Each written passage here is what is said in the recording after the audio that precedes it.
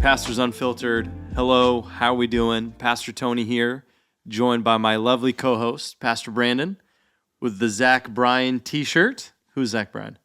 He is one of the greatest country singers alive today. They all sound the same to you after some time? Every Zach Bryan song sounds exactly the same, but if you want to relate to Gen Z, Tony, you've got to get into Zach Bryan. They all look at all the Gen Zers in the room shaking their heads. You guys know Zach Bryan? Is he cool? He's great. So let me ask you guys, is there a big difference between Zach Bryan and Luke Bryan? Sound like a bunch of Bryans to me. Well, anyways, hey, thank you for joining us today. Huge shout out to our faithful 200. You are with us every single week.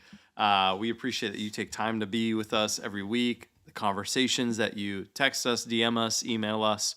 And just another quick plug, thank you for sharing. Don't forget to like and subscribe. Give us 5 stars on iTunes, on Spotify.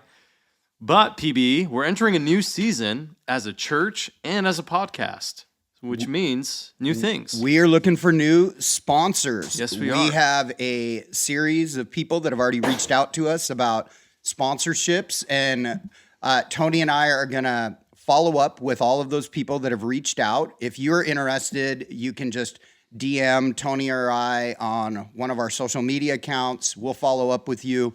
But the way we are going to do this next year is we are going to have opening sponsors, and then we're going to have middle of the episode sponsors. So we're excited, and we do thank you for your excitement and even your interest in that, because what it allows us to do is be able to do this as just kind of a part of our regular hobby and jobs, and We love it. have it not be an expense at all to venture. And so we're excited about that possibility. And our new season starts the second Friday in September. It's going to be awesome. New intro, by the way.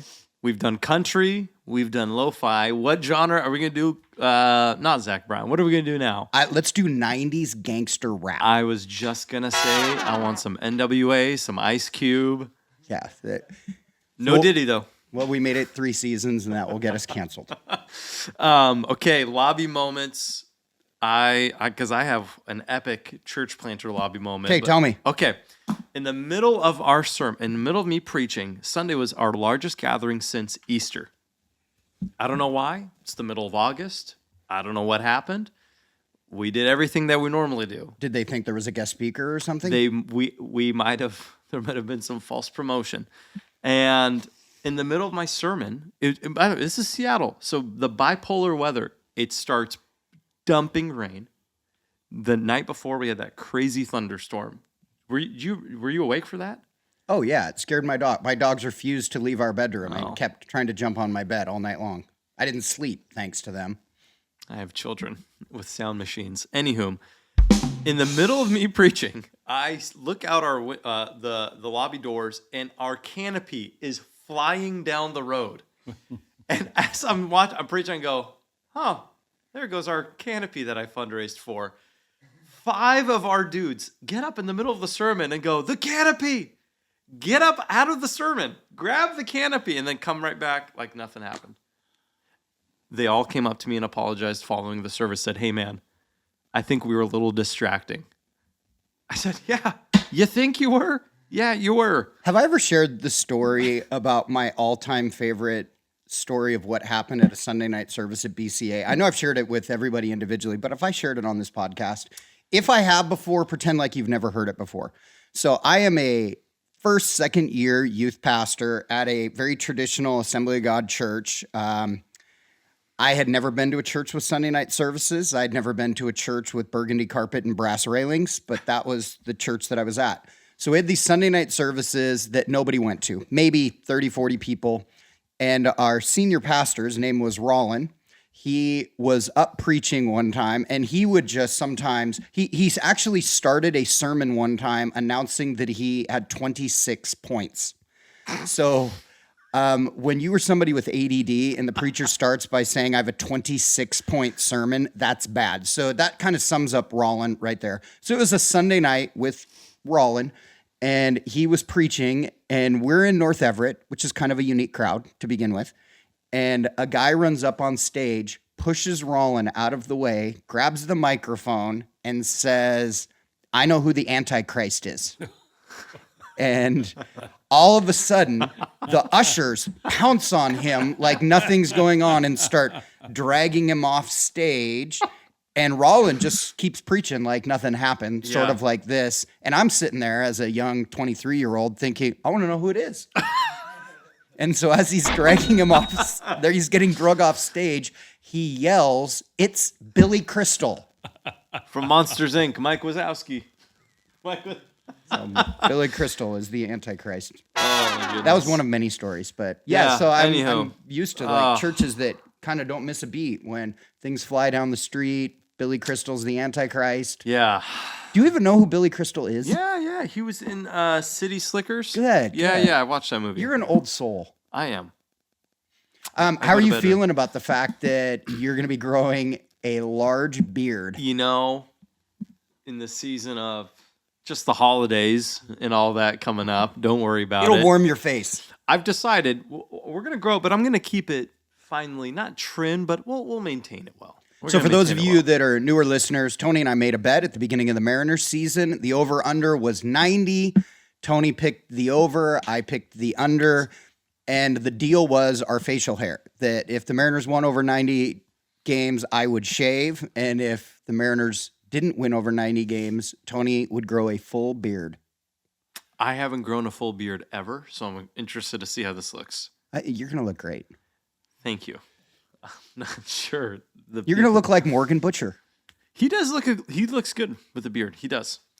Last week we had a really. I think it was probably one of my favorite episodes we've done. I received, no exaggeration, probably a dozen texts and messages. People actually saying, "Hey, I really liked the content." Really? That they really appreciated that you and I balance each other out. That we don't both just align politically the same, but so basically that I'm a right-wing conservative and you are a left-wing radical liberal. Clearly, I'm left-wing radical liberal. That's what everyone says now that I live in Seattle and started a church there, so they all assume that. I thought it was a really healthy conversation. I think it was needed in a time right now where people are looking to politics for their Jesus, unfortunately. And the conspiracies that we talked about. Joe Biden is alive, I found out. It's not AI. He's still here. Have you been watching the DNC the last few nights? Just highlight clips on Twitter. Okay, I'm going to say this. I've been watching every night. I want to know policies. I want to hear what people are saying. It turns out, and I watched the Republicans as well. It's just a roast session. It's like a glorified roast session. That's all it is. There's no policies, no here's what we're going to do for America. It's like why Trump's a bad guy and vice versa. Did you know that there has been somebody that's been doing a counter on the number of times they mentioned Trump in the DNC? It's over 15,000 times. It's pretty bad. But here's the thing. The Republicans brought out Hulk Hogan to rip out a T-shirt and say I'm a Trump-a-maniac. Hulkamania. Oh, my goodness. I mean, I'm just saying, come on. The idiocracy is on Kid both. Rock and Hulk Hogan are the only Republican celebrities. They got to pull them out. Yeah. There's idiocracy on both sides. I just want to say, though, when I saw Barack Obama, I was like, can he go again? I thought he did a great job at his talk. Michelle did a phenomenal job as well. I'm not saying I align with them or I agree with them, but they're excellent communicators. There is things that like Michelle Obama said that are highly ironic. Mm-hmm. Like talking about that you got like multi-millionaires, people that since they've been in office are now worth over $100 billion, talking about what it's like to be a poor person. Those things are a bit ironic, Tony. But I think I've always said this about Barack Obama from the very first speech he did, that big acceptance speech, the Yes We Can. He, regardless of what you feel about his politics, and I have a very strong opinion on his policies, he is one of the most compelling preachers. Like, that's what I call it. Like, he preaches sermons when he's up there. And we know we're ministers. People are motivated by good sermons. As a preacher, good preaching. I just observed his communication style, and I thought, wow, he's still got it. Now, let me tell you who doesn't have it anymore. or I don't know if he ever had it. Last night, Bill Clinton was up there for like 45 minutes. And the entire time he was talking, I thought, it's like, when that really wise old man in your church who comes in on a cane, sits you down and wants to talk about times. It felt like that. Yeah, Bill Clinton is one of the very last moderate presidents we've had, him and George Bush. Yeah. Remember, you don't remember this because you're a baby, but I still remember when we had presidents that were in the middle, leaning left or leaning right. Now they're extreme one way or the other. Yeah, it's pretty unfortunate. Anywho. Do you know that all compromise happens in the middle? I know. That's actually where real change happens, but we seem to have lost that idea. That's why I live there. So my issue, though, not my issue. I truly, watching the DNC, Kamala's tonight, I don't know, man. I feel like the Dems caught a second wind. I truly don't know what the turnout's going to be in November. I don't know who wins. I can't predict it. The huge X factor that I neglected to share that could swing in favor of the Republicans. I think right now this is definitely trending Democrat, but I think what can completely swing it the other way is Robert F. Kennedy. There's all of these rumors that either today or tomorrow, he and Trump are going to hold a press conference. He's going to step out of the race, fully endorse Donald Trump. And he has firmly in his back pocket 4 to 5% of the electorate. And not all of them would vote for Trump, but the majority of them would. So I think that might be enough to sway it back. This is all going to boil down, like I told you guys last week, it's going to boil down to this debate. Can Kamala Harris actually come out with articulate positions? And at the same time, can Trump not go unhinged? Like if he can be composed for him, then I think that's going to decide it. And then everything's going to boil down to Pennsylvania. It's all Pennsylvania. So many hundreds of millions of dollars are going to be spent in Pennsylvania in the next 30 days. But we should get moving on here. We have a guest. We have a guest who we talked about last week. We're honored. Love to introduce our guest. As you all know, we are an Assemblies of God church. That's our denomination. We're the largest denomination in the world behind the Catholics, I believe, right? The Catholics are currently beating us. Southern Baptists are larger than us, but that's correct. Yeah, but they're crumbling, aren't they? Usually. Okay, anywho. And we are honored to have our network leader, Don Ross, with us, who oversees all the churches, pastors here in Washington, Northern Idaho. It's an honor to have you with us, Pastor Don. Thank you for being here. Great to be here. Yeah. Thank you for taking time. You're a very, very busy man. Tell us just a little bit about you. Brief synopsis. I'm me. Yeah, here I am. I was born in Ballard. My dad's a church planter. My grandfather was planting a church in Ballard at the time, so that's where I started life. And then my dad moved to Eastern Washington, where he planted churches in the Spokane area, 2 or 3, and then moved back to the west side. Last few years of high school, Northwest, youth pastor at a couple of places. My first church in a little town, small, almost a village, 300 people, Vader, Washington.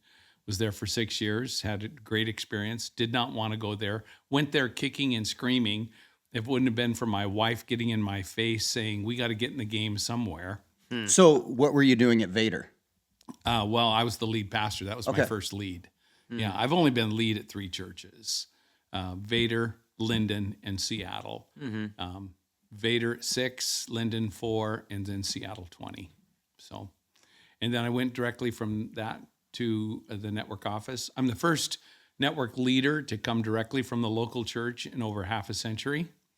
Also the oldest one to be elected in the same period of time. So yeah, only the second network leader to lead through a pandemic. Frank Gray and I have that in common. We'll talk about that in heaven sometime. So yeah, and I am starting my 11th year in 2 weeks. Explain for our listeners, what is a network leader? Sure. The geographical area that I oversee goes from the Pacific Ocean to the Montana border and Oregon to Canada, that rectangle. So in that zone, we have about 350 churches and 12 to 1,300 ministers, and then 60 missionaries or so that we sponsor around the world. So I have local travel. I'm in a church 3 out of 4 Sundays a month. I'm in my own home church. Creekside the first Sunday of every month, and then we have the family over for dinner. So that maintains some connection to the family. And then we have regional responsibility. Doug Clay's asked me to serve on the CMN team, directional team, and then international travel. We're always in missionaries. We travel, I think, in a month or so, we'll be in Belgium and doing some missions work stuff there. So it's local, regional, and international. Yeah. So you talked about 3 churches that you pastored. Take us through all 3. So you pastored in Vader, town of 300. Yeah. What was that like? Well, there were 8 churches open in the network at that time. We were a district back in those days. I sent my name to 7 of them. I didn't send it to Vader. I grew up in that area of the state. I knew exactly what it was. It wasn't, you've heard of one-horse town. This didn't have a full horse. It was more of a donkey. One paved street. Have you ever been to Vader? I can't, no. Have you ever heard of Vader? I just did about 5 minutes ago. It's actually listed in a book called Ghost Towns of America. It's in that book because it was a big logging town, and then when the logging boom went over, so you've got wide streets that are all tore up and such. Anyway, they reached out to me. I literally laughed on the phone when the chairman of the board called me. Here's what he said: if I were looking for a pulpit in America and got an opportunity to come to Vader, I wouldn't look anywhere else. This is literally the finest pulpit in America. That's what he said. I just laughed. I couldn't hold back. I mean, because I knew, but they wanted us and nobody else did. And so we ended up going there, and it was 6 wonderful years. We saw the church grow and grow and grow. I learned some incredibly valuable things during that season. So, yeah. Was it the finest pulpit in America? Well, it was, in all honesty, it was for me. Was it mahogany, metal, it was a Australian music, style? It was a music stand. Oh, okay, it was a music stand. So. I remember the days I used music stands. Yeah. So then you went to Linden. Right. Linden called me while I was there. I'd been the youth pastor there at Linden, and their previous pastor had only been there 4 months, and they helped him find the door. It was a painful thing for them and the church. So I entertained this. My wife was not excited about us going there because we'd been to this place before. And the first couple of years that we were there, the church multiplied, grew from 350 to 700 or so, and had large outreaches that topped 1,000. But I didn't understand the value of being on mission. And we never had an agreed upon mission. There was no mission statement that emanated the mission. You could have a mission statement and not have a mission. But if you have a clear mission, you will have some kind of statement that will reflect that. And we never had any of that. So there was this constant division. I basically had 4 congregations I was trying to hold together, which is schizophrenia. How would we say that? Ecclesiastical schizophrenia. You're just divided all the time. And finally that came apart, and the board said, we think we'd actually be better off without you. And I'm out of a job. So. I'm very familiar with that church, but with the long history of that church, the long tension-filled history. Yeah. The one super positive about them, believe it or not, you probably don't know this, but that church, I used to do crusades there all the time when I was a youth pastor. They'd always bring me in to speak and things. And they were one of our largest supporters when we launched Venture 20 years ago. They gave us a lot of money, and probably about 30 people moved here. Very generous. Yep. Very, because they're very wealthy as well. And so they were very generous. Yeah. They used to, when I was a youth pastor in Modesto, they would send, like, a lot of their seniors would graduate and they would fly and join our church in Modesto to be part of our internship. Yeah. Just kind of establish that relationship. So it was good. So then you went to the church that I got saved in. Yeah, Seattle.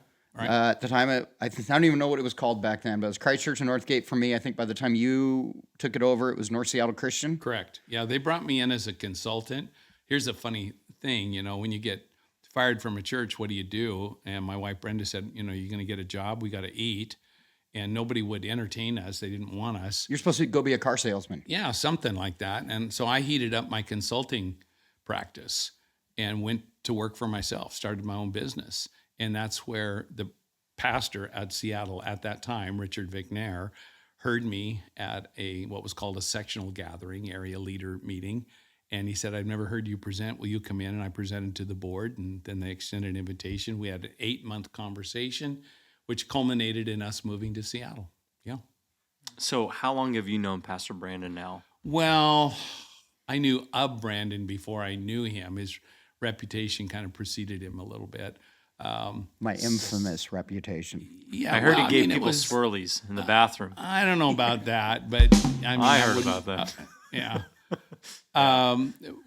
My first connection really with Brandon was when he was planting what was called Canyon Creek back in the day, and we brought you in, and I think gave you an offering to support. Yep. During that period of time. We always had a heart for church planting. I mean, my grandfather, my father, I was a part of planting a church in Bellingham, which is now Christ the King, way back in the day. So Brenda and I have a heart for planting churches. So when you guys launched to do that, I mean, we needed more churches. We launched, I think, 5 or 6 churches out of the church in Seattle there. Wow. Yeah. Okay, and now you're at the network level, and you solve problems for a living.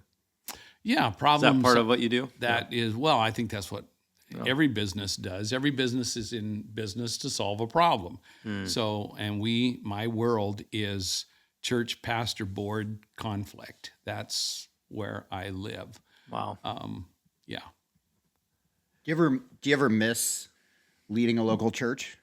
Well, yeah, just from a pure emotional and intellectual point of view. What I miss was teaching a group of people God's word and watching them grow. Yeah. But there's a grace to do this. Sure. And there Yeah. will come a time when I will not have grace to do this. I have a shelf life. I am a steward of this office. I don't own this office. I keep 4 jars of marbles. Each one of them have 52 marbles in, and every week I walk in, and they have the years of my term because I serve 4 years at a time in a term. And I take a marble out a week to remind me this is a temp job. Wow. Where do the marbles go? Well, I have a big jar, and if I'm reelected, then I put them. I start another one, So, yeah. We should start doing that. So I asked a group of young leaders. Yeah. I said, we are interviewing on Pastors Unfiltered, our network leader, and our podcast is known for we don't prep guests. We don't prep ourselves. We talk very spontaneously, as unedited as we feel comfortable. And I said, give me, what are the big things you want to know? And I actually asked them all individually, and they all asked similar questions of things they wanted to know. So I'm going to start off easy. Okay. And then we'll go from softballs, hardballs, and things like that. And then Tony will add in his 2 cents. The big thing I'm curious about, we're in this church world. We're all in this together. The church world is really interesting in 2024. At the same time, it's super hopeful. I think most of us probably that have been leading churches for a long time have never been more hopeful about what we're beginning to see, especially in the Seattle area. Yes.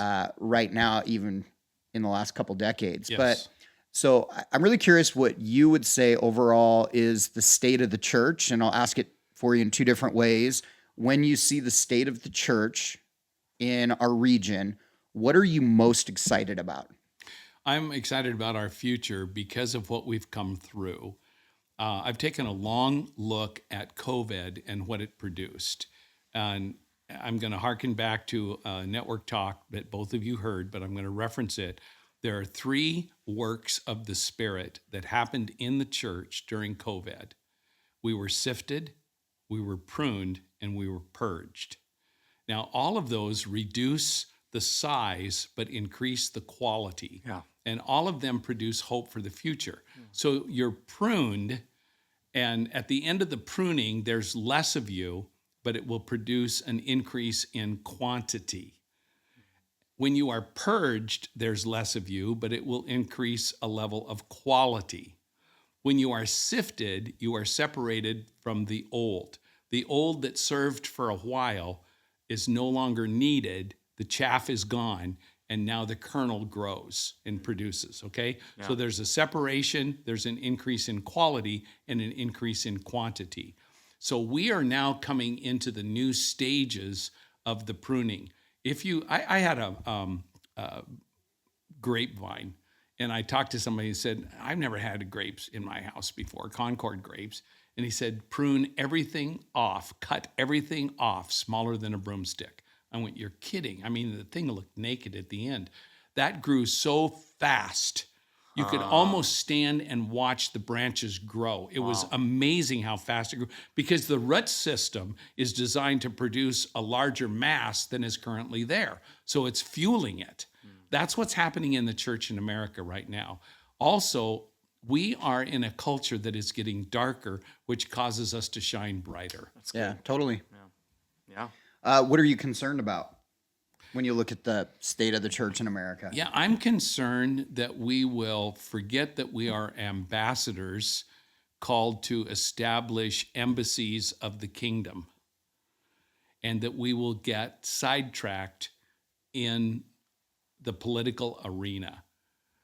That we will forget that the kingdoms of our God have not yet become the kingdoms of this world, as Revelation says. Yeah. Okay? And that we get wrapped up in politics. And I have political opinions that are the same or different than other people. And I'm going to vote, and I'm going to be concerned, and all of that. But all of that is secondary. I am primarily a citizen of heaven, and secondarily a citizen of the U.S. And my primary allegiance cannot be subservient to my national allegiance. I have to figure out that Jesus is first and politics is second. Yeah, I think that the emphasis on Christian nationalism, it gets us off focus of what our actual mission is. And as Christians, we talked about this last week, Tony and I, but we believe that Jesus is the hope of the world. We don't believe the hope of the world is in a political leader. And I don't understand why Christians are so quick to put all of their hope in a candidate. Well, let me respond to that. I think there are two reasons. Number one, we actually don't know the word. Yeah. Jesus said, you err not knowing the scriptures. So if you're not in the word on a regular basis, you will naturally trend towards error, but you don't know that you're in error, okay?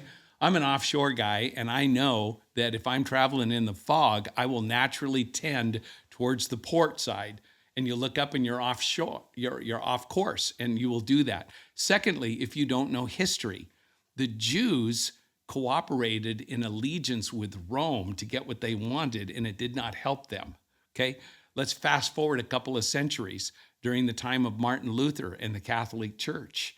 There's this allegiance there, which Luther stood up against. During World War II, you had Christian Nazis that were actually supporting the Nazi party. And you've got, who's our good friend? He just, forget his name right now. The German guy. Adolf Hitler? No. Not my friend. He died 39 years old. Dietrich Bonhoeffer. Thank Bonhoeffer, you. yes. Bonhoeffer stands up against this. Tony only knows Yeah. one German. Yeah. But Yikes. then during the Vietnam War, Yeah. you actually had Billy Graham siding with Nixon. And he looked back at the end of his life and he said, if I had any chapter to do over again, it would be that I got too political. I needed to stay more kingdom focused. And I get concerned about the national leaders right now that get called into this arena. Again, we have opinions. We should vote. We are Americans. Yeah. I get that. But I'm a citizen of heaven first. Yeah, the key for us is keep our heads down, focused on mission. I think there's too many Christian leaders, leaders of large churches, denominational leaders that get sucked into the opportunity to be around these high-powered political leaders, Right. not realizing that they're being used. Here's the deal, Brandon. If my political allegiance, opinions, stands, or involvement sacrifices my ability to do the primary mission of making disciples, I am no longer serving Jesus. I am now serving my own agenda.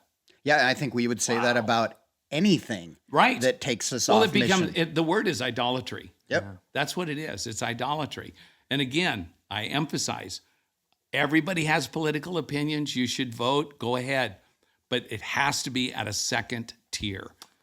One of the things we talked about last week. I mean, that was brilliant, by the way. Just continue the conversation. We talked about how oftentimes when Pastor Brandon and I are ministering to a gentleman who's really going through something, if he's had a real massive moral failure or just a moment of hardship, sometimes it always starts with, I had one too many drinks. In our denomination, we have signed a covenant that Brandon and I and any other AG minister or missionary will not participate in consuming alcohol. Correct. Some of our younger people are hung up on this. Yeah. Help us understand. This was a question. That was the one constant question from every young leader. Yeah. I said we were gonna ask you questions. They all struggle with our denomination stance on alcohol. And we're not saying our young leaders just want to get drunk and go to bars, but it's the hard stance of no alcohol whatsoever that they're wrestling with. Sure. Yeah. Help us understand. Well, part of my job is to restore fallen ministers. At any particular time, I am dealing with 4 to 6 ministers that have had moral failures, and it's not unusual for alcohol to be a part of that. So this is my world. This is where I live. So let's get a historical perspective. The Assemblies of God was founded during Prohibition. That's going to be a part of our organizational and institutional DNA. We can't escape that. I'm not saying it's good or bad. I'm just saying let's look at the history and accept the reality of what it is, right? Now let's look at the biblical perspective. So we deal historically and deal biblically. The Bible is our sole rule for faith and conduct. That is part of our tenets of faith. And I have young leaders come to me and say, yeah, but what about the scriptures? You know, take a little wine for Indian. And in Proverbs, you know, wine's going to help you have a merry heart and all that. And an honest reading of the full scripture will show you scriptures that are pro-alcohol and anti-alcohol, okay? Let's just admit that right from the get-go. It's there. Yeah. It's in the scriptures. Yeah. Now, if you count up all of the scriptures that are anti-alcohol and compare them with the scriptures that are pro-alcohol, it's going to be 2 or 3 to 1, just from sheer volume. But I have to admit that it's there. That's part of that, okay? So now let's look at leadership standards. We have all kinds of standards in our organization, and we're really more of a fellowship than we are a denomination, although we behave like a denomination sometimes. In a true denomination, each church is run the same. Our churches are basically autonomous. You establish your own constitution, bylaws, et cetera, that kind of thing. Yeah. So that makes us more of a fellowship. What holds us together are the 16 tenets of faith that we agree on, okay? Yep. So now let's deal with the leadership standard, because all organizations have leadership standards. We have leadership standards in our fellowship that none of your young leaders would disqualify, that are not necessarily biblical. Okay, we want you to actually complete a ministry assessment for yourself every year. It's called your credential renewal. That's not in the Bible. We want you to complete a report for your church. It's called an ACMR, Annual Church Ministers Report. That's not in the Bible. These are leadership standards that are required. Sure. One of the leadership standards that we have established is a zero tolerance on actually both drugs and recreational drugs and alcohol. Oh, that's good to know about the Period. drugs. No you know marijuana. Does marijuana count as a drug? Did you know about this? All of them, okay? It's Our across the board. tablets. So I remember a young leader that I had and I was ready to hire him for a position. And he did not have credentials. And I said, I want to work with you, but you're going to need to have credentials in order to work with me. And he said, well, I'm willing to work with you and I want to have credentials, but I have a problem with the alcohol stance. And I said, okay, what's your problem? And he laid out, the Bible's both sides. And I don't get drunk. I mean, it's a clear biblical standard not to get drunk. Sure. Okay. And that's what I taught in my Bible in my church to our members. This is the scriptural version. I can't tell you not to drink.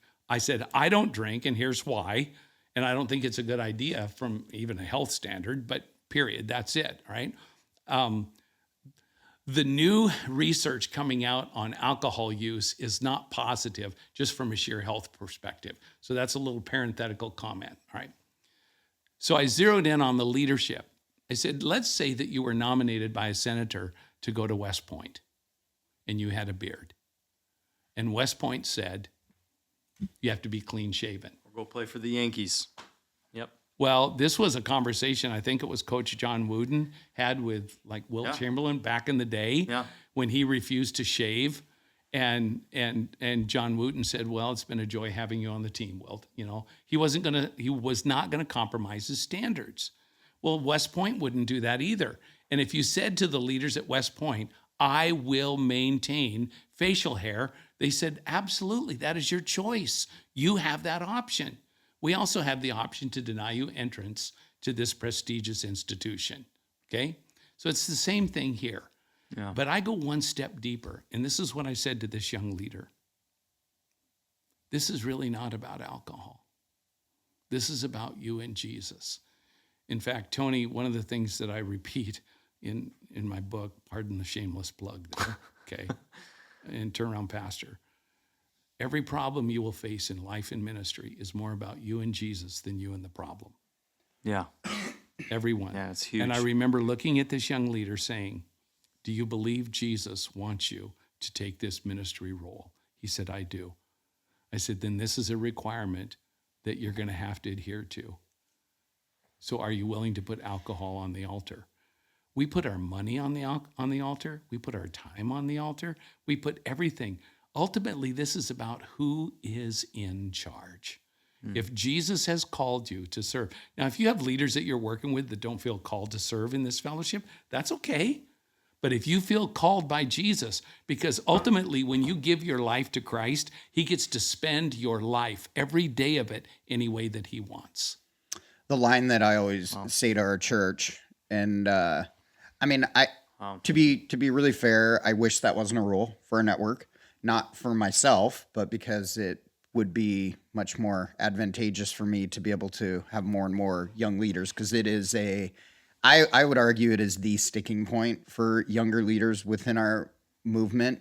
But I say this to my church all the time, even though I don't have a theological issue with alcohol, it is a very small sacrifice for the privilege of leading this church. Exactly. And I can't imagine. Very well said. I just couldn't imagine standing up in front of Venture and saying, hey guys, I decided that alcohol is so important to me that I can no longer be your pastor. Right. Seems very self-centered. Well, it seems self-centered because it is self-centered. It absolutely is. So here's another, can I bring another taboo topic? Let me say one more thing. Sure. If the attitude is that alcohol is more important than obedience, it's just a matter of time before something else is more important than obedience. So how do you feel about, a lot of our churches with multiple staff now, Venture top to bottom across all of our campuses, we have 53 staff, which is just bizarre. Just signed all of the contracts for all of our preschool workers. It bumped us over 50. So a lot of us have, and a major reason is part of the alcohol issue with the younger guys. So we have leaders that have credentials in other movements, not just Venture, but a lot of the larger churches. How do you feel about that? Well, what's your favorite baseball team? The Mariners. Yeah, I think I knew that. I'm not a sports guy, but okay, I get that. So how would the Mariners feel about them wearing Oakland jerseys? Or, I mean, that's fair. This is where it's at. I mean, if you're playing for the team, you're playing for the team. Period. Okay? It's not just a matter of, well, at least I have some covering. I get that. But how can two walk together except they be in agreement? I'm going to play for this team. I know Jesus is called. The Assemblies of God has flaws. Nobody knows these flaws better than guys like me that sit at the General Presbytery. I was there a week ago, 300 leaders. We know our flaws, okay? We know. We are there. We've had some hardcore stances on issues that I didn't think we should be so hardcore on. That's not the point. Any organization that you're going to be a part of, is going to have flaws. I remember sitting in the cafeteria at Northwest University listening to Jack Hayford talk about his irritation with the Foursquare denomination, that he had to send 10% of their general fund every year. And he had a growing church, and that number gets larger and larger and larger, and how frustrated he was. And Jesus had, and at the time, I was kind of behaving in an unscriptural way, and I'll tell you in a minute what that was, okay? And he's having this talk with Jesus, and he said, Jack, did I call you into my kingdom? Yes, Lord, you did. Jack, did I put you in this church? Yes, you did. Jack, do you believe that I established the Foursquare Fellowship? He said, yes, I did. He said, then the requirements of the Foursquare Fellowship, you act on out of obedience to me. You can have opinion, but you are obedient because you believe that I established that organization. Well, at the time, I was holding my tithe to cover other bills. I was not tithing first fruits. You know, if you're going to actually tithe, it's 10% and it's the first 10. Yeah. And I'm listening to this guy and I got conviction washing all over me because I was not the network leader at the time. I was just a local church pastor, but I was not complying with what I said I would do. And now it becomes a matter of integrity. Now it's not about disagreeing about alcohol. Now it's a matter of integrity. So I think, like, using the metaphor that you used, I think the argument that most young leaders would have, I think it's a pretty good one, is they would say, well, we are on the team. We're on team New Life Renton. We're on team Venture. We're on team Cedar Park. Sure. So we're not on team AG. We're on this church's team. Right. Yeah, that's a response of limited loyalty. I am loyal to a point, but I'm not as loyal as my lead pastor. I'm not as loyal as my elders. I'm not as loyal to others, okay? So it's limited loyalty. I am loyal to a point. I am loyal as long as I agree. Submission really only works when I'm asked to do something I don't want to do or I don't agree with. I mean, I think I agree with that statement. I totally do. And if the expectation from the various lead pastors is you just have credentials, they are following they are loyal to what they're being asked to do. So I guess the counter would be the issue is more the senior pastors should require it being broadly over all the staff. Well, we're seeing that happen more and more. I'm seeing that happen, actually, as it relates to the area of discipline. Because when I had a lead pastor, not in this city, but in our state, go south, one of his staff members went south who was credentialed, and I said, that's on us now. You bless the brother, but it's on us to walk him through restoration. That's on it. So it takes the pressure off of them from that point. So that pressure has really caused that pastor and a couple of others to say to their staff, we really want you to be credentialed because of the covering that happens and the protection that it affords to the entire congregation.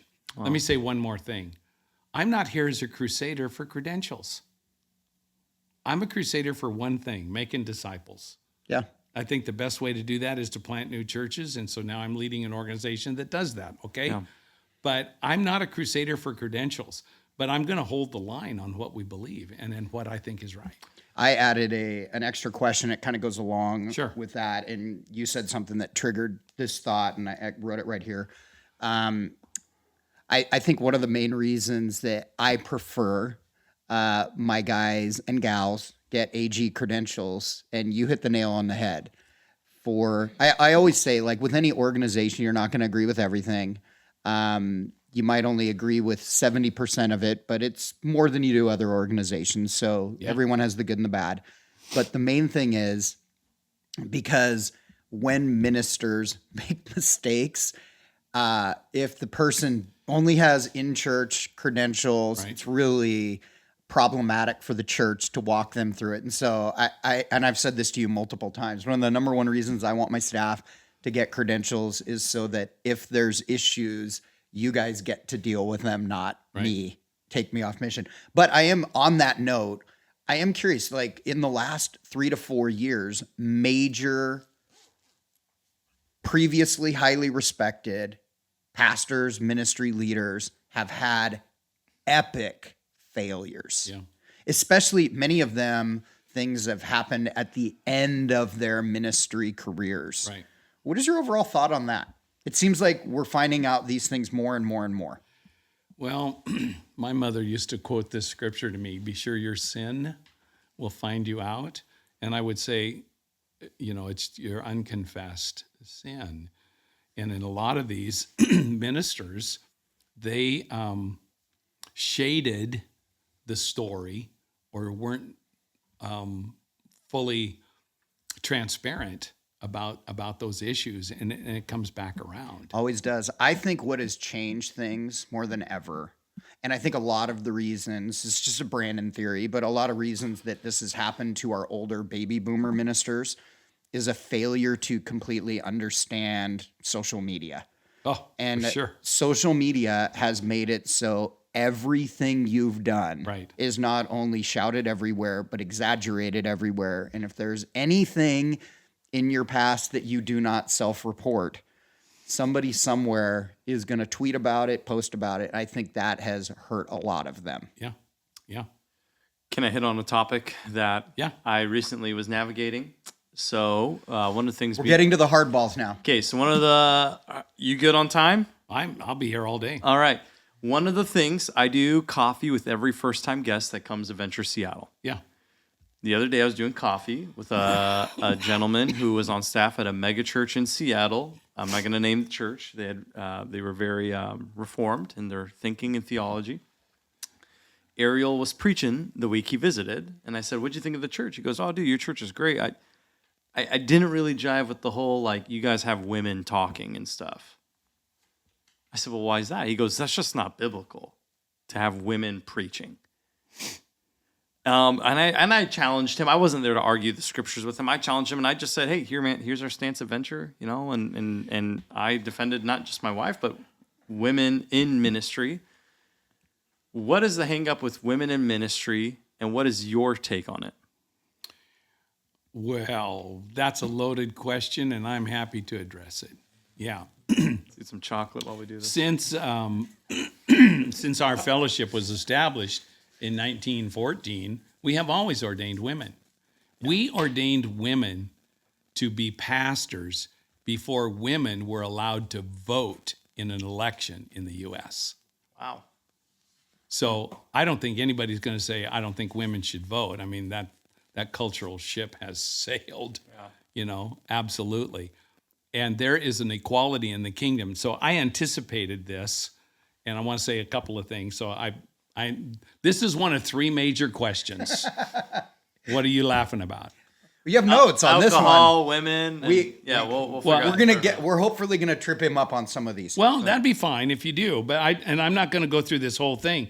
But I will tell you that I was asked to speak on this very topic at a national conference in October of 2023, and I presented that. As a result, I wrote a paper on this called Women in Ministry Are Called to Mission. And the essence of it is Jesus is not going to leave 50% of his workforce on the bench. And I walk through the scriptures, and I just want to identify just the introduction of this, okay? The book of Matthew is the first book in the New Testament.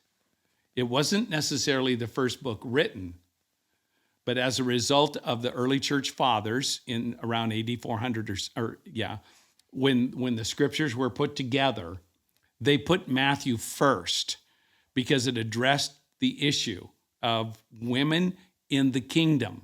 So there are 4 women that are included in the genealogy of Jesus. Yep. This is the first time in ancient literature that women were included in any genealogy. Read the book of Genesis. There's genealogy after genealogy. Women are not listed in there, okay? So you have 4 women. Tamar, who sold herself as a prostitute to her father-in-law. Rahab, who is a Gentile prostitute that God protected from destruction. Ruth, who is a Gentile from Moab. And Bathsheba, by implication in Matthew 1:6, was infamous for sinning with David. Now, why would God do that? First of all, God included all 4 women in that genealogy to show that Jesus was not a blue blood. He was not an aristocrat. And secondly, that Jesus identified with sinners from his genealogy before he was born. During his ministry, Jesus comes eating and drinking with publicans and sinners, okay? And in his death, and certainly in his resurrection, Jesus is all about bringing sinners into the kingdom. And he chooses to do this in the scriptures by introducing these 4 women as an open door.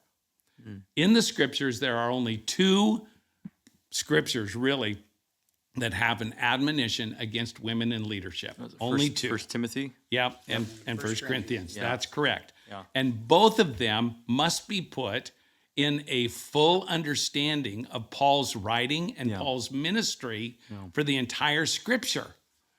And he talks about women who are deacons, who had a position of leadership. Isn't it interesting that when Paul sent the book of Romans that he wrote to the Roman Christians in the city of Rome, this is the only church he wrote to that he didn't plant.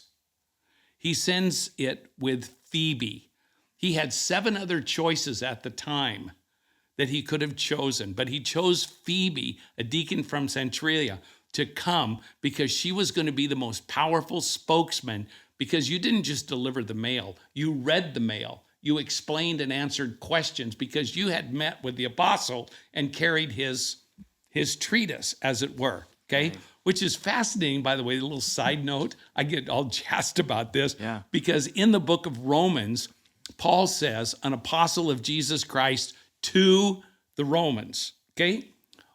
All edicts from Rome were called the gospel. That's where the word came from, the good news of Rome. And all gospel edicts came out of Rome and went to the rest of the empire. And the edicts were carried by messengers called apostles.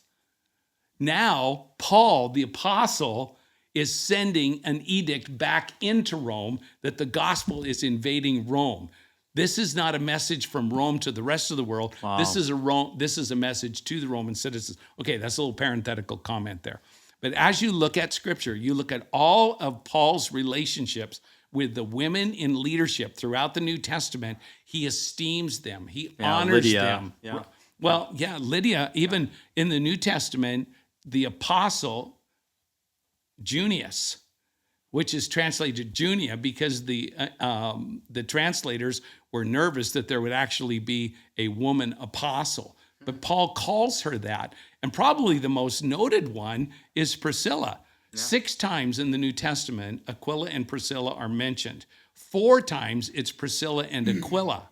So I started doing some research on that. I actually started with Wikipedia before I discovered a book called Priscilla's Letter, which identifies, not with certainty, but with great probability, that Priscilla was probably the author of the book of Hebrews, which is the only unnamed epistle in the New Testament, because everyone said, why wouldn't the author name themselves? It adds credibility. Well, she did not want the fact that she was a woman to discredit the message that she was carrying. That's the assumption behind that, and I think it's worthwhile. So when you look at the entire look of Scripture, probably, and I was going to note this, there is a book out that I read, which absolutely stunned me. It's called Tell Her Story by Nijay Gupta. Brilliant. You cannot read that book without coming away saying, okay, God will use women as much as he used men. And I will make the paper that I wrote available to all of your listeners. I'll send it to you, and then you can forward it to them. It's on our website for public consumption already. Sure, the link would be really helpful. My wife and I had a very annoying meeting recently with a couple in our church. The girl's been in our church for a really long time.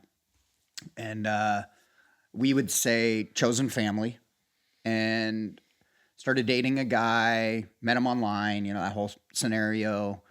And he, after they had fallen in love, dropped his close-handed non-negotiable, which was, I don't believe in women in leadership.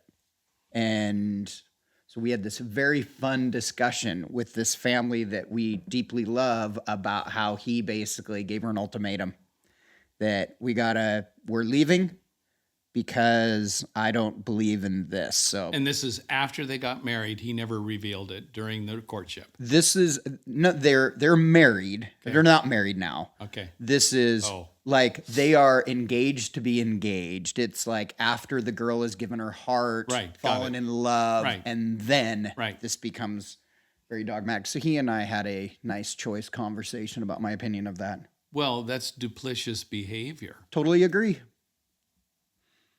It's one of my biggest pet peeves leading venture is as our church is growing, one of the reasons that it's growing is Gen Z. Gen Z is hungry for Jesus, and we have lots of 20-somethings in the church and lots of in love with Jesus, Yep. single girls, Yep.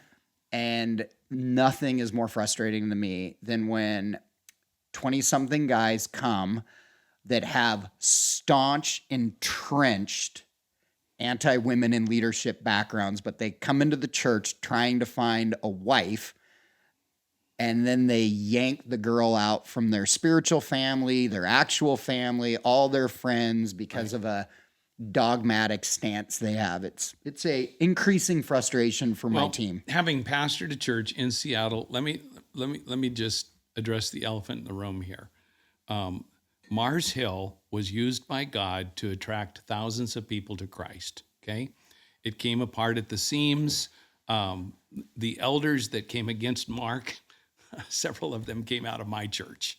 So I know these people, and I've talked personally with Mark several times, and I see the gift of God that's inside him. I also see the foibles and the warts and the issues that are there. So it was just a terrible thing that the way that it ended. But as a result of that, before Mars Hill came apart, I was forced to address this issue in my own church because Mars Hill's like a neighboring church that's right there, okay? Yeah.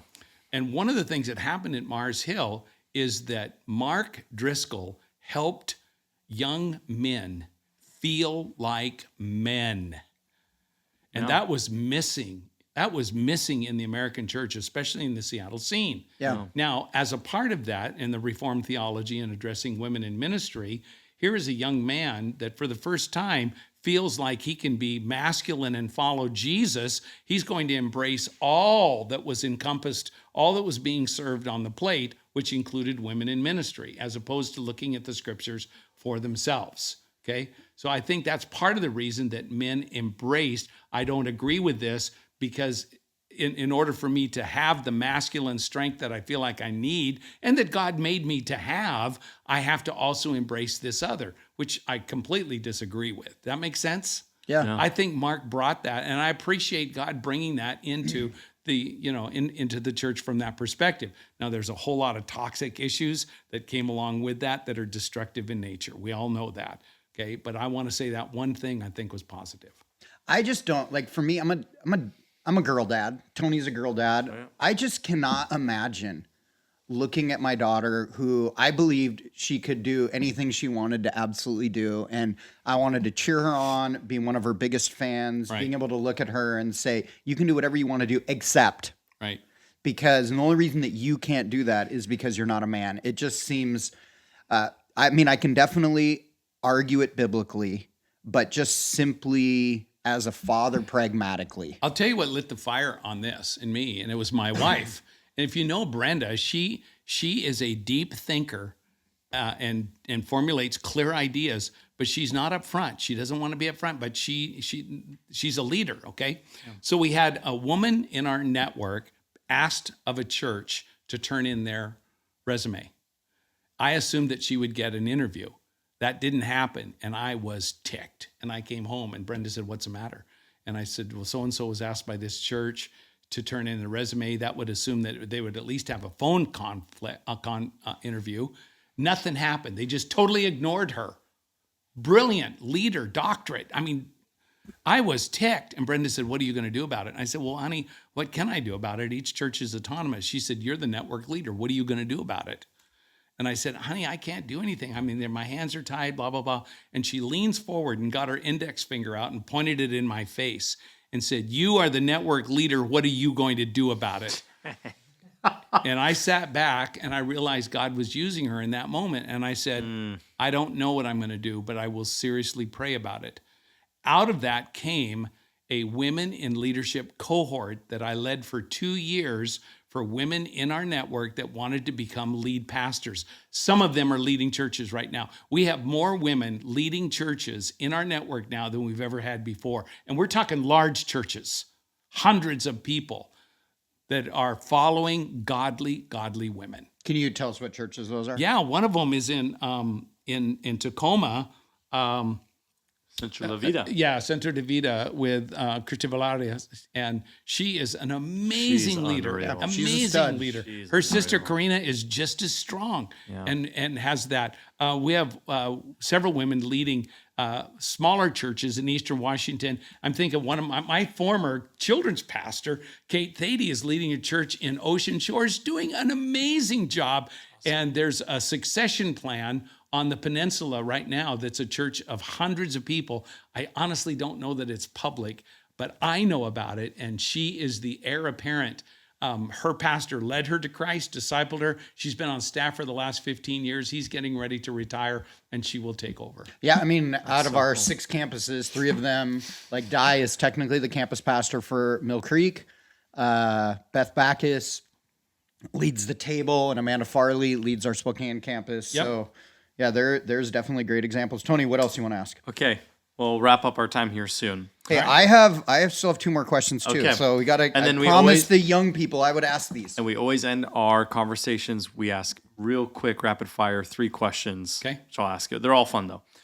So another hang up that has been brought to my attention by just ministers in general is, why do I, as a minister of the Assemblies of God, why am I required to tithe to the network Okay. rather than my local church? Yep. That's a hang up. That's a conversation people have often.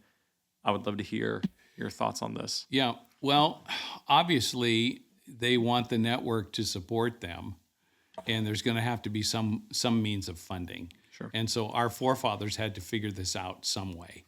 And so just capitalizing on the system that was set up by the national office, we did that. So there's always been, every one of the 66 networks in the U.S. have some means of support. Now, some of them tithe half, some of them tithe 3/4, some of them tithe 2/3. I take biblical exception with every single one of those. Because if you're going to tithe, my Bible, in every one of the versions, in Malachi chapter 3, says bring the whole tithe. Now, you can argue about where the tithe goes, but you cannot argue about dividing the tithe. You can't take 10% and send 2% here and 3% there and all that. No, Scripture is very clear. Bring the whole tithe into that, okay? So it has to have some support at some way. So at this point, it's really all or nothing. And that's what we landed on. And that goes back to that, where does your loyalty stop? Maybe that thought about that. Right. I think a lot of the pastors that struggle with that, it's more they are like a smaller church pastor. They know that they are one of the primary contributors to their church. Sure. Yet they then contribute 100% to them, and there's a little bit of fear there, but You know, when you compare this with other fellowships or other denominations, for example, Foursquare owns the property. Yeah. Nazarene owns the property. Well. Okay. So we have chosen, I mean, it depends on how you manage.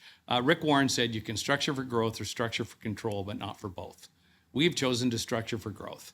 So we want the church to be autonomous. Do what you feel like God has called you to do. You have freedom to move in that. You know, you don't have to your board decisions don't have to be approved by the network presbytery. I mean, you guys are autonomous. You can do that. What we ask is that you have a reasonable support so that we can help you. By the way, our network is probably more generous.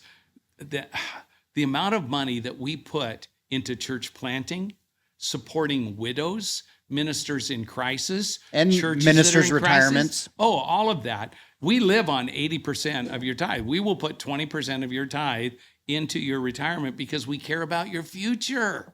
We're called By to the do way, that. the network did give a large sum of money to Venture Seattle when we were fundraising. Yeah. So network that's, believes in church planning. Yeah. Here's another question. This one's easier, I hope. We know that you have a passion for fishing. And I was given a hypothetical that I was supposed to ask you about. Okay. Okay, you're fishing. You caught a huge fish on the line. Somebody else is netting your fish. Right. And isn't netting appropriately. You take it from the tail instead of from the head. Yeah. And the fish, you can see it. It's like Massive. It's going to win you a trophy or a contest somewhere. Yeah, I'll have it mounted. And as they hook the fish inappropriately, you lose the fish. Right. What is the first word that comes to your mind? Well, You can wonder who gave me that question to ask. yeah, I mean, I would like to tell you that this has not happened, but it's happened way too many times. And this is true. It just happened this last week. I will tell you the truth. I go silent. Oh. I go silent. I am so angry that I know I will express myself. Now, I'm not going to do profanity because that's just not what's inside my heart, okay? I may think it, but I'm certainly not going to say it. I mean, I've just trained myself to go quiet. That's a true statement. So do you feel the same way when that happens that the average Seattle Seahawk fan felt when instead of handing the ball to Russell or to Marshawn Lynch at the 1 yard line, Russell Wilson went back to pass and threw an interception and lost us the Super Bowl? I actually saw that play and I did not feel the same way. Okay. I felt much worse over the fish. There you go. All right, Tony, give me your top three. Okay, so we ask every guest 3 questions. What are you reading right now? What are you listening to? Books, podcasts, music. What are you doing for fun? Well, for fun, we just talked about it. I'm fishing. I spend 4 weeks a year offshore, always. Okay. And I'm getting ready to do my 4th week in a couple of weeks. I just tuned into a podcast by Jeff Leake. Jeff Leake is author of one of the books on PAC, Parent-Affiliated Churches. And he is doing a series right now called Donkeys, Elephants, and Lambs. And I mean, he's dealing with Christian nationalism. He's dealing with politics on our position. All of that is just absolutely superb. So that's one of them that I'm listening to. He was really helpful. He was one of the 10 churches that I studied for my dissertation. Yeah. On multi-site. Yeah, he's a brilliant unsung hero. The guy just does it right. Current books. The book I've got right now is called The Way of the Centurion, which talks about it's a leadership book. Yeah. And then I just got Priscilla's letter, which I mentioned earlier about that authorship there. And then I'm always reading some fun stuff. Pardon me, I like Lee Child and Jack Reacher. I just do. Yeah. I like it. I read them all. Now that his son has taken over, I'm not quite as sold on those editions, but I struggle with them. And then John Grisham, as a believer, John is a Catholic guy, but he's a believer, and he finds a way to weave the gospel into these books. And so I like attorneys, mystery, that kind of stuff. What's your favorite John Grisham book? What's the one on the judges? They're all in jail. No, the Testament. That would be it. The Testament. Okay. Because it talked about the missionary in South America. I really like that. Yeah. Wow. That was a good one. Have you ever read John Grisham? You wanted me to read, was it The Lawyer, The Attorney? It's like, wasn't that his breakout book? No, in the 90s? Yeah. You recommended it to me one time. Oh. He's Pelican Brief, The Firm. Those are all stellar books. Yeah. It's all good. Well, hey, Pastor Don, I'll just say this, and PB, you can end it. Hey, I want to thank you. You've been there for me. You've opened doors for me. You've only ever been kind and helpful to me. And I want to take this opportunity, Tony, to say you were the first church planter out of Venture that I covenanted with because you planted in Seattle. Yeah. And I got up at Network Conference after your talk and said, I will personally covenant with any church planter that plants inside the city limits of Seattle. I've had 2 other church planters since then take me up on that offer. And I want to say the same thing on this podcast. I will covenant with any church planter that plants inside the city of Seattle. What does that mean? You'll covenant. Well, I will support them. If they're part of our network, we will disproportionately financially support you. Yeah. You have been a huge blessing with that Seattle plant, and Open many doors. it has been very fun for Tony and I to see the favor of Jesus on that. Yeah. And we'll be talking a lot about that Sunday night. Sunday night, our vision meeting. We got a big announcement. I will tell you now that there are some emerging things happening on the Seattle scene that will stun both of you, that will surface over the next few weeks. It would be fun to come back and talk about that because that's a whole new arena of ministry that I think God is walking about. Yeah. Sorry about inviting myself back, but no, we'd love to have you. We love talking about what the Lord has done in Seattle. And I mean, I would say in the last 18 months, the Holy Spirit did a major shift in mine and Tony's heart as it pertained to the city of Seattle. There is so much that has come out. Did you know that the National Presidential Prayer Breakfast came out of Seattle during Dwight Eisenhower's administration? There's so much that has come out of Seattle that affects the world. I'll just say this. I'll never forget when you and I had coffee at Panera Bread, and I was navigating what I was going to do next after leading youth ministry. And you said, well, why don't you pastor in Kirkland? I said, nah, I wouldn't do that. And then you said, well, what about, you gave me all these great cities, Bellevue and Redmond and all. I said, nah, I'm good. And then you said, what about Seattle? And do you remember what I said to you? No, what did you say? I said, Don, that's the last city I'll ever pastor in. And look how the tables have turned. It will, in years from now, Tony and I will write a book together about how Venture, the Holy Spirit shifted the heart of Venture as it pertained, because we thought we were slowly going to migrate more and more campuses towards the east side. And instead it was like midstream, heard as clear as day from the Holy Spirit. Why are you going to the ends of the earth, Judea and Samaria, before you reach Jerusalem? Right. And God spoke to Jonah and said, this great city, Nineveh, of 120,000 we people, felt like Jonah. Should I not care about them? And I say, this great city, the Seattle Metroplex of 2 million plus, should I not care about them? Yep. Well, thanks, Don, for joining us. What are we doing next week, Tony? Next week, special surprise. All right, you will not want to miss next week. And don't forget, if you're in the area, not to date ourselves, Sunday night, we have a vision meeting at Venture Mill Creek. Be here, 6 p.m. We're going to make multiple announcements, but one of them, significant. Yeah, we normally we call them family gatherings. We normally at those only, it's limited to people that are part of our family, but we're opening it up to anyone that would like to come. We're just really excited about some things that we're going to share. You do not want to miss it. This is going to be the best fall, we're believing, in the history of our church across all of our campuses. So again, thank you for supporting the podcast. Thank you, guys. Don't forget, like and subscribe. Send us your email at podcast@ourventure.church. DM us. We love feedback. We love commentary. And don't forget, if you have a negative comment or criticism, you can email morgan.b@ourventure.church. He would love those emails. He's on vacation right now at the beach, so I'm sure he'd love to read those. Hey, love you guys. We'll see you next week. Don't forget, Jesus is the hope of the world. Let's make him famous.